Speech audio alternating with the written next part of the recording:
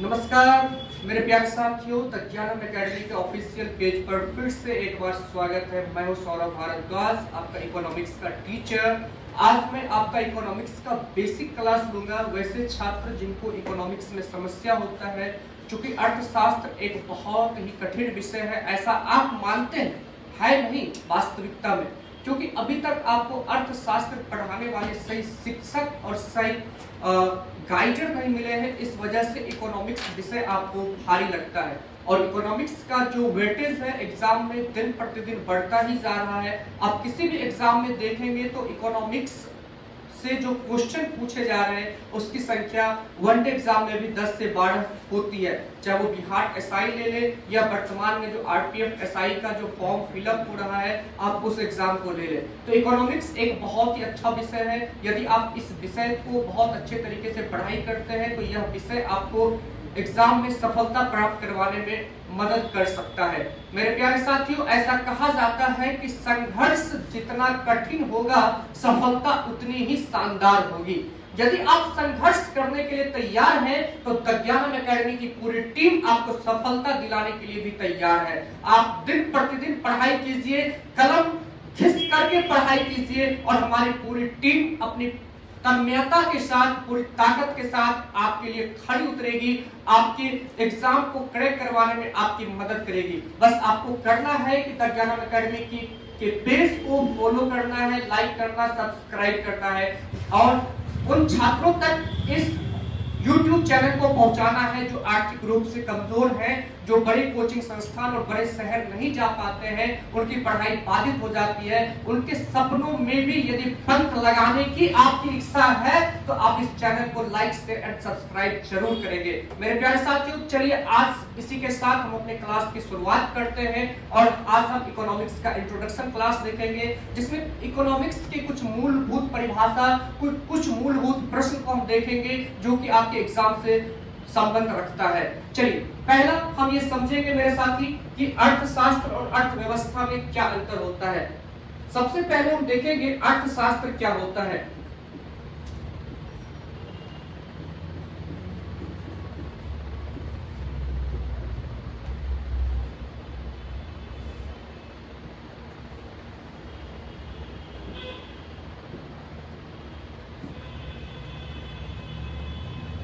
मेरे प्यारे साथी, अर्थशास्त्र की यदि हम परिभाषा देखें तो यहां पे हम देख सकते हैं जब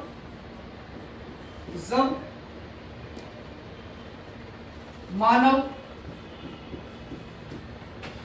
की आर्थिक क्रियाओं का अध्ययन किया जाता है, आर्थिक क्रियाओं का अध्ययन किया जाता है, आर्थिक क्रियाओं का अध्ययन किया जाता है, अध्ययन किया जाता है, अर्थशास्त्र कहलाता है। अर्थशास्त्र कहलाता है।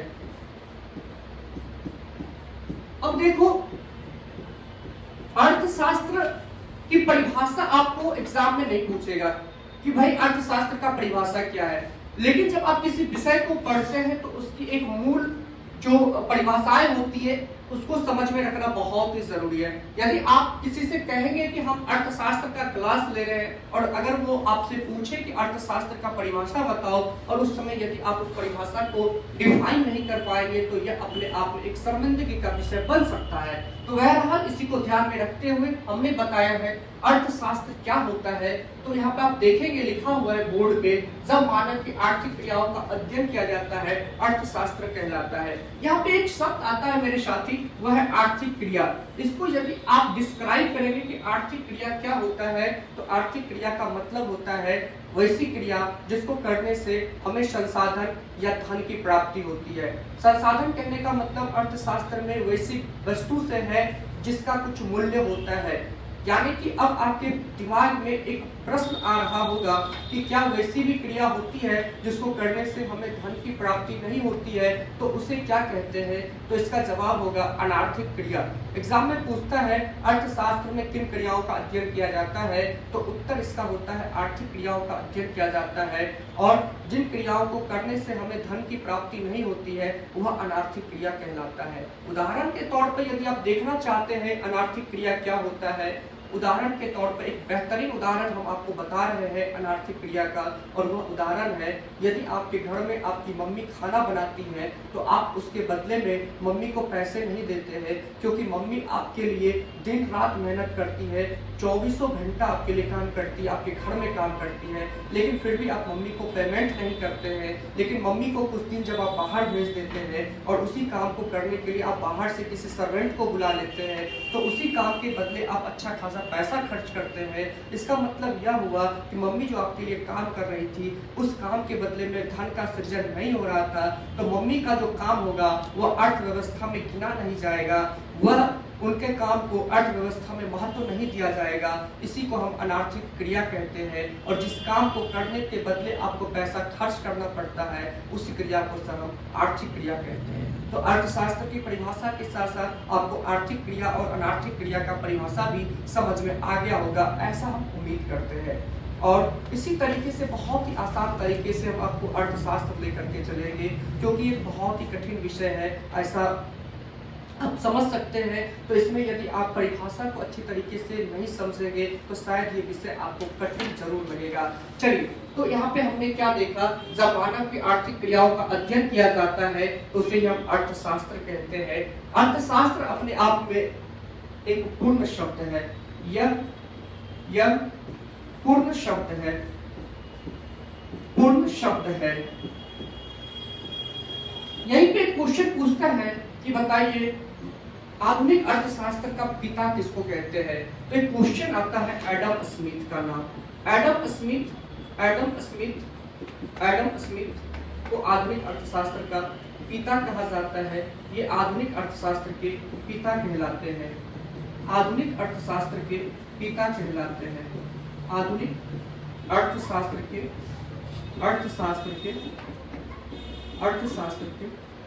पिता कहलाते हैं। यहीं पे क्वेश्चन पूछेगा कि भारतीय अर्थव्यवस्था का जनक वर्तमान में किसे कहा जाता है, या भारतीय अर्थव्यवस्था का जनक, तो इसका उत्तर होगा पीसी महालनोबिस। पीसी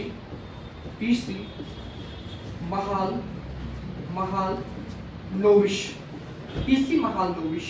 ये सब प्रीवियस ईयर में पूछा गया प्रश्न मेरे साथी। तो आप देखेंगे ये सारे ऑब्जेक्टिव प्रश्न हम साथ साथ करवाते जाएंगे, क्योंकि हमारा लक्ष्य वनडे एग्जाम को दिलवाना है, मेंस की तैयारी नहीं करवाना है।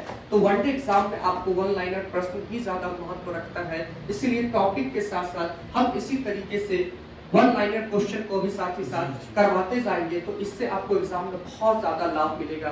देखो, यदि किसी बाबा के ग्रंथ को पढ़ने से आपका एग्जाम निकलता तो आज तक आप अपना एग्जाम निकाल करके अपने मंजिल पे पहुंच गए होते। लेकिन जो मेरा अनुभव है कंपटीशन की दुनिया में, किसी बाबा या किसी बड़े प्रकांड विद्वान की किताबों को पढ़ने से शायद आपका सिलेक्शन नहीं हो पा रहा है और आप असफलता को प्राप्त कर रहे हैं, तो कहीं ना कहीं आप जिस रास्ते पे चल रहे हैं वो रास्ता ही गलत है। तो आप अपनी मंजिल को नहीं बदले, आप अपने रास्ते को बदले, क्योंकि मंजिल तो वही है, लेकिन यदि उस मंजिल को पाने के लिए हमने जिस रास्ते को चुना है उस रास्ते पे यदि हमको सफलता नहीं मिल रहा है तो हमें जरूर सोचना चाहिए कि क्या हमारा चुना गया रास्ता सही है या गलत है। तो अभी द ज्ञानम एकेडमी की टीम एक बहुत ही नई टीम आपके साथ YouTube पे आई है।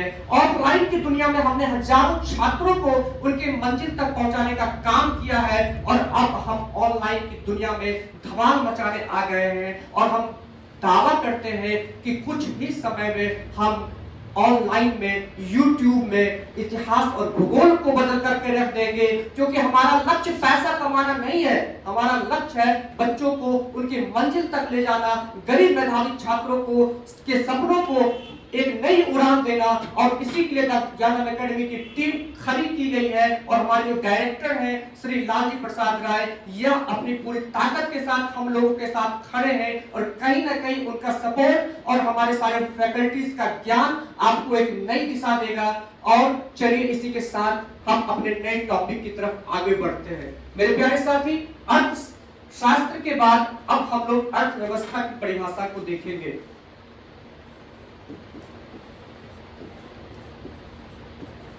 अर्थव्यवस्था में एक शब्द आपको नजर आ रहा होगा, अर्थ प्लस व्यवस्था। अर्थ प्लस व्यवस्था, अर्थ का मतलब यहाँ पे क्या होता है? अर्थ का मतलब यहाँ पे संसाधन होता है, वह सभी संसाधन जिससे सर आपको धन की प्राप्ति होती है, धन की प्राप्ति होती है, जिसका कुछ सर कीमत होता है, सर कीमत होता है, वही अपना क्या कहलाता है सर? अर्थ कहलाता है अर्थव्यवस्था में। और व्यवस्था का मतलब तो सबको पता है, हम सब व्यवस्था करते हैं। चलो यहाँ पे एक परिभाषा आता है अर्थव्यवस्था को लेकर के। जब कोई भी देश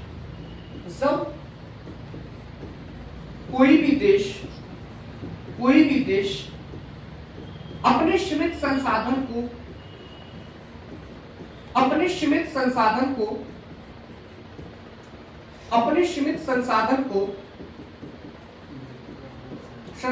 को देखते हुए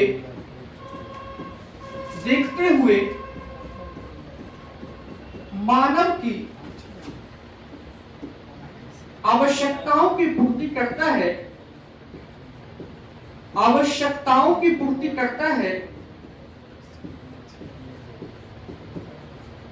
आवश्यकताओं की पूर्ति करता है,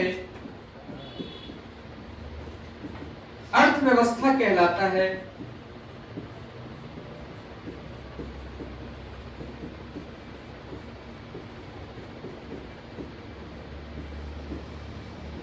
अर्थव्यवस्था कहलाता है। मेरे प्यारे साथी, अर्थव्यवस्था अपने आप में अपूर्ण शब्द है।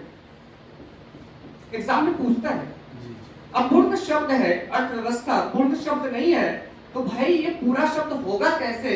तो जब हम इसके साथ किसी देश का नाम जोड़ देंगे तो वह पूर्ण हो जाएगा।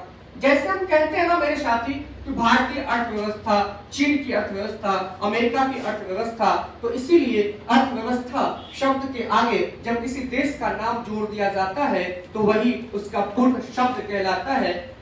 वैसे हम देखें तो अर्थव्यवस्था अपने आप में एक अपूर्ण शब्द है, लेकिन यदि हम परिभाषा पर ध्यान दें तो हमने क्या लिखा है? जब कोई भी देश अपने सीमित संसाधन को देखते हुए मानव की आवश्यकताओं की पूर्ति करता है, वह अर्थव्यवस्था कहलाता है। तो अर्थव्यवस्था और अर्थशास्त्र में इतना ही अंतर है। अर्थशास्त्र में हम मानव की समस्याओं के बारे में पढ़ते हैं कि मानव की समस्या क्या है, और अर्थव्यवस्था में हम यह पढ़ते हैं कि हम मानव की समस्याओं का अध्ययन किस तरीके से कर सकते हैं, मानव की समस्याओं का समाधान कैसे कर सकते हैं, यह अर्थव्यवस्था बताता है। और अर्थशास्त्र बताता है कि मानव की समस्या क्या है।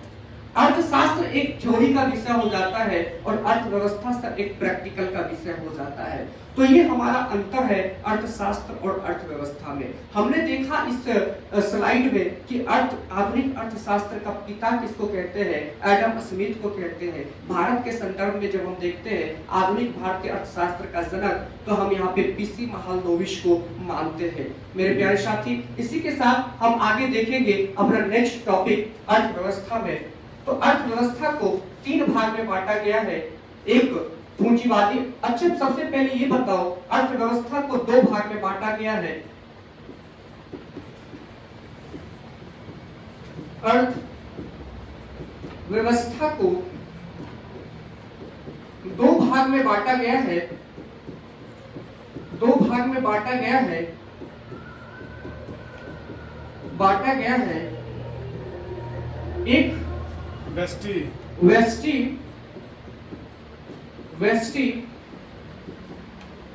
अर्थशास्त्र और एक समष्टि अर्थशास्त्र। समष्टि अर्थशास्त्र मेरे प्यारे साथी, यहाँ से एग्जाम में क्वेश्चन पूछता है कि अर्थशास्त्र को दो भाग में किसने बांटा। एक इकोनॉमिस्ट का नाम है रेगनार्ड फ्रिस। यही वो अर्थशास्त्री हैं जिन्होंने अर्थशास्त्र को दो भाग में बांटा, समष्टि और व्यष्टि में। यहाँ पे पूछेगा कि बताओ व्यष्टि अर्थशास्त्र में क्या होता है और समष्टि अर्थशास्त्र में क्या होता है। तो एक इंग्लिश में वर्ड्स आता है नट्स एंड बोल्ट्स, छोटी छोटी बातें। हमारे इंग्लिश में एक वर्ड यूज होता है नट्स एंड बोल्ट्स, छोटी छोटी बातें। तो व्यष्टि में सब हम छोटी छोटी बातों को रखते हैं। छोटी छोटी बातें कहने का मतलब है जिस समूह के बारे में हम अध्ययन करते हैं अर्थशास्त्र में, उस समूह के यदि हम सिंगल इकाई के बारे में बात करेंगे तो उसको हम व्यष्टि अर्थशास्त्र में रखेंगे। यदि हम पूरे समूह का जब अध्ययन अर्थशास्त्र में करेंगे वह समष्टि अर्थशास्त्र में जाएगा। जैसे कि उदाहरण के तौर पर समष्टि अर्थशास्त्र का यदि हम एग्जाम्पल देखना चाहें तो वह गरीबी हो जाएगा, बेरोजगारी हो जाएगा, भूखमरी हो जाएगा, राष्ट्रीय आय हो जाएगा। ये सब बड़ी बड़ी बातें हैं। तो बड़ी बड़ी बातें किसमें चली जाएगी? समष्टि में चली जाएगी। छोटी छोटी बातें किसमें चली आएगी? व्यष्टि अर्थशास्त्र में। पूछेंगे राम के पिता की आमदनी कितनी है? व्यष्टि अर्थशास्त्र में चला जाएगा। किसमें चला जाएगा? व्यष्टि अर्थशास्त्र में चला जाएगा। मांग के बारे में यदि हम अध्ययन करेंगे तो किसमें चला जाएगा? डिमांड का चैप्टर व्यष्टि अर्थशास्त्र में चला जाएगा। तो इसी तरीके से हम इसका डिटेल भी डिस्कशन करेंगे। क्योंकि आज हमारा इंट्रोडक्शन क्लास चल रहा है इकोनॉमिक्स का, इसमें हम छोटी छोटी बातों को ही रखेंगे ताकि आपको थोड़ी थोड़ी बातें समझ में आ जाए। आप देखते हैं ना कि जब आपको अपना बचपन याद करो, जब आपको बिल्कुल भी पढ़ने नहीं आता था, जब आपने पढ़ाई बिल्कुल स्टार्ट किया था, उस समय आपको गुरुजी हर्षई दीर्घई का ज्ञान देते हैं। फिर उसके बाद आप पढ़ना सिखाते हैं, फिर आपको सेंटेंस बनाना सिखाते हैं। और एक दिन ऐसा आता है मेरे साथी कि जब आप किताब पढ़ना भी सीख जाते हैं और किताब पढ़ने के साथ साथ आप उस टॉपिक पे अच्छी खासी बातें खुद से भी कर सकते हैं। तो वही चीज आगे चलकर पढ़ाई में यही नियम लागू होता है। जिस विषय को आप नहीं जानते, जो विषय आपको बहुत ही हार्ड लगता है, तो पहले से उसका बेसिक नॉलेज आप ले लो, थोड़ा सा इंटरेस्ट जगाओ। आपको लगेगा कि नहीं हम पढ़ सकते हैं। ये बहुत छोटी छोटी बेसिक बातें हैं जो आप अपने दैनिक जीवन में व्यतीत करते हैं। छोटी छोटी बातों को जब आप जानेंगे, विषय का जब आधार आपका क्लियर हो जाएगा, जब मूल बातें सीख जाएंगे, फिर हम जब बड़ी बड़ी अर्थशास्त्र की बातें करेंगे, परिभाषा की बातें करेंगे, फॉर्मूला बताएंगे, न्यूमेरिकल्स लगाएंगे, तो आपको इसमें मजा आएगा। और जब मजा आएगा तो एक दिन ऐसा भी आएगा कि यही मजा आपको एक दिन आपके लक्ष्य तक पहुंचाने का काम करेगा। तो मेरे साथ आप बने रहिएगा द ज्ञानम एकेडमी के ऑफिशियल चैनल पर। और द ज्ञानम एकेडमी के ऑफिशियल चैनल पर जब आप बने रहिएगा तो हमारा और आपका साथ बना रहेगा और हम आपके लक्ष्य में पंख लगाने का काम करेंगे। धन्यवाद।